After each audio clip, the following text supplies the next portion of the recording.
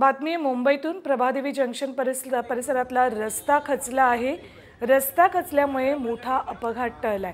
खचलेल्या रस्त्यात एक चारचाकी अडकली होती। ही चारचाकी अर्ध्या तासानंतर स्थानिकांनी बाहेर काढली। या रस्त्याची 15 ते 20 फूट खोली आहे। या रस्त्यावर जो खड्डा पडला त्याची आणि त्या खड्ड्यात ही कार अडकली होती, त्यामुळे वाहतूक कोंडी या भागात झाली। अखेर अर्ध्या तासानंतर स्थानिकांनी ही कार या खड्ड्यातून बाहेर काढली।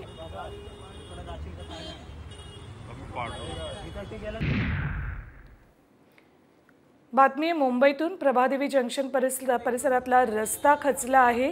रस्ता खचल्यामुळे मोठा अपघात टळलाय। खचलेल्या रस्त्यात एक चारचाकी अडकली होती। ही चारचाकी अर्ध्या तासानंतर स्थानिकांनी बाहेर काढली।